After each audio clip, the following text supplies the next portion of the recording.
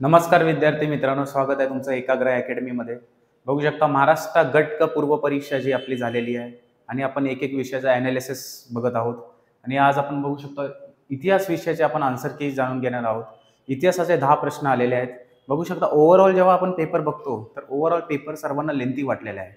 पण इतिहास हा विषय कंपॅरेटिव्हली ग्रुप बी पेक्षा थोडा म्हणजे बघू शकता थोडा मॉडरेट लेवलला आलेला होता.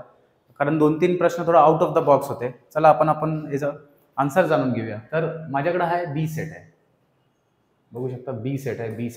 बी सेटमध्ये इतिहास हा पहिलाच प्रश्न होता. तर पहिला प्रश्न बघूया. सत्यशोधक जळसा या कला प्रकाराशी पुढीलपैकी कोण संबंधित नव्हते विचारले. होनाजी बाळा, भाऊराव पाटोळे, रामचंद्र घाडगे, ज्योतिराव फाळके. तर याचं योग्य उत्तर आहे होनाजी बाळा. आता हा थोडा आउट ऑफ द बॉक्स आणि बघू शकता जे प्रॉपरली महाराष्ट्राच्या इतिहासातलं जे हे पुस्तक आहेत बरेच सारे त्याच्यामधला डायरेक्ट प्रश्न हे आहे. चला प्रश्न क्रमांक 2 जाऊया. खालीलपैकी कोणत्या आयोगाच्या शिफारीनुसार 1883 साली दुष्काळ संहिता तयार करण्यात आली म्हणजे फॅमाईन कमिशन. सर रिचर्ड स्टार्ची आयोग, जॉर्ज कॅम्पेल आयोग, मॅकडोनल आयोग, सर जेम्स लायल कमिशन म्हणजे आयोग. मग ह्याचं योग्य उत्तर आहे सर रिचर्ड स्टार्ची आयोग. आणि रिचर्ड स्टार्चीवर बघू शकता की जे दुष्काळ संहिता आहे त्याच्यावर 3 प्रश्न टोटल विचारण्यात आलेले आहेत. पुढे पण आपण बघू शकता एक भूगोलमध्ये विचारण्यात आलेला आहे आणि 2 डायरेक्ट इतिहासात. म्हणजे एक रिलेटेड एक आहे. ज्यांनी केलं त्यांनी परफेक्टली हे मार्क केलेले डायरेक्ट स्टॅटिक डेटा आहे. चला तिसरा प्रश्नावर येऊया. 1920 मध्ये स्थापन झालेले all India trade union Congress direct full toss प्रश्न. पहिले अध्यक्ष कोण, खालीलपैकी कोण आहेत. लाला लाजपत राय, श्रीपाद अमृत डांगे, लोकमान्य टिळक, अशोक मेहता. तर याचं डायरेक्ट योग्य उत्तर आहे लाला लाजपत राय. चला प्रश्न क्रमांक 4 वर जाऊया.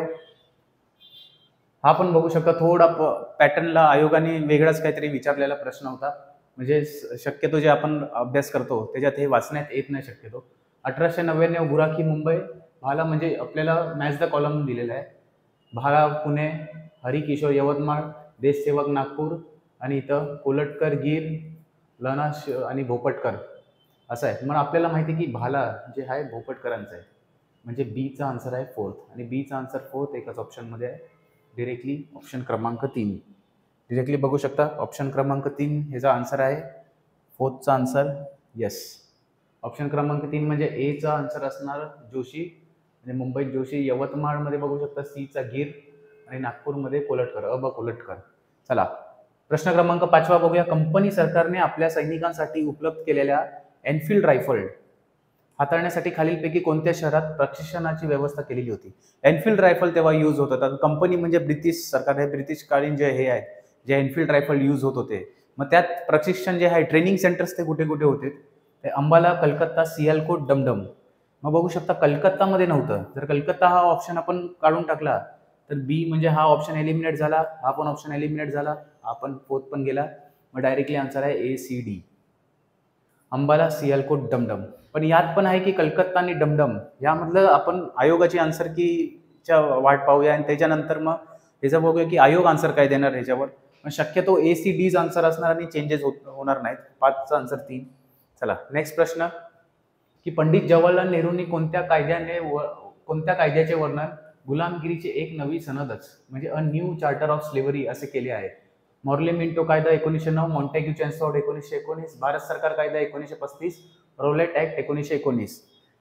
तर तुम्हाला माहीतच असेल की सर्वात म्हणजे नावातच गुलामगिरीचा एक नवी सनदच म्हणजे रोलेट ऍक्ट 1919. आणि त्याच्यानंतरच बघू शकता जालियनवाला बाग हत्याकांड झालेला 13 एप्रिल 1919ला. आणि त्याच्यानंतर भरपूर मग जनरल डायर असतील आणि मग जनरल डायर जे कमांड दिलेले होते तेव्हाचे जे गव्हर्नर होते मग सरदार उधम सिंग यांनी 1942ला बघू शकता कॅस्टन हॉल लंडनमध्ये त्यांचा बघू शकता वध केलेला होता.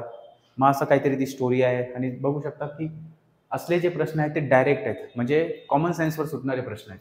चला 7 बघू शकता. परत बघू शकता स्टार्ची आयोग. स्टार्ची आयोग कशाशी संबंधित होता. शैक्षणिक सुधारणा, आरोग्य सुधारणा, दुष्काळ उपाययोजना, बालविवाह रोखणे. तर ड्रॉट रिलीफ प्लॅन म्हणजे दुष्काळ उपाययोजना स्टार्ची. तिथं पण बघू दुष्काळ संहिता जे स्टार्ची रिचर्ड स्टार्ची आयोग आहे. इकडं पण सेम. चला प्रश्न क्रमांक 8 कोणत्या व्हायसरॉयच्या कालखंडात जिल्हा लोकल बोर्डाची स्थापना झाली. Lord Ripon, Lord Lytton, Lord Curzon, Lord Wellesley. आपल्याला माहिती आहे की स्थानिक स्वराज्य संस्थेचे जे मेन आहेत ते कोण आहेत Lord Ripon.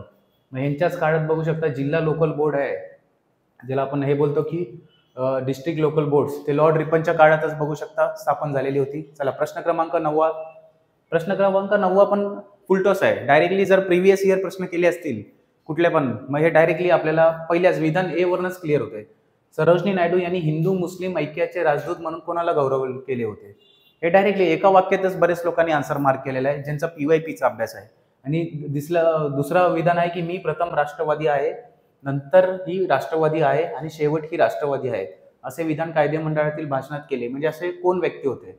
Sir Syed Ahmad Khan, Maulana Abul Kalam Azad, Mohammed Ali जिना, मोहम्मद इक्बाल. तर डायरेक्टली आहे मोहम्मद अली जिना. मला वाटतं आयोगाने विधान ए दिलंच नाही पाहिजे होतं. विधान ब वर फक्त हे केलं असतं तर बऱ्याच लोकांचा प्रश्न हा चुकला असता. पण विधान ए मुळे बघू शकता की सरोजिनी नायडू यांनी हिंदू मुस्लिम ऐक्याचे राजदूत, मोहम्मद अली जिना, डायरेक्टली फुलटॉस प्रश्न भेटला. म्हणून ह्याला अजून कॉम्प्लिकेटेड केलं असतं तर फक्त ब असतं तर कुठेतरी हा प्रश्न अजून डिफिकल्ट झाला असता. चला, तर इतिहासाचा जे 10वा प्रश्न आहे, जे लास्ट. प्रार्थना समाजाच्या माध्यमातून खालीलपैकी कोणकोणत्या सामाजिक कार्य करणाऱ्या संस्था स्थापन झाल्या? Social service league NM Joshi, servants of India society Gopalkrishna Gokhale, Arya Samaj Dayanand Saraswati, depressed classes mission Vira Shinde. आता हा प्रश्न आहे जे एलिमिनेशन मेथडनी आपल्याला करायचा आहे. तर बघू शकता आर्य समाज जे दयानंद सरस्वती आहे त्यांचा प्रार्थना समाजाच्या बघू शकता ह्याच्याशी काय संबंधित नाहीये. मग जर ऑप्शन सी आपण एलिमिनेट केला तर ऑप्शन सी इकडे आहे, ऑप्शन क्रमांक 2 गेला, ऑप्शन क्रमांक 4 पण गेला. मग आता आपल्याला माहिती आहे की डिप्रेस्ड क्लासेस मिशन जे शिंदे आहे त्यांचं तर होतच. मग डायरेक्टली बघू शकता ह्याचा आन्सर आहे ऑप्शन क्रमांक 3 ABD. अशा प्रकारे बघू शकता इतिहासाचे 10 प्रश्न आहेत.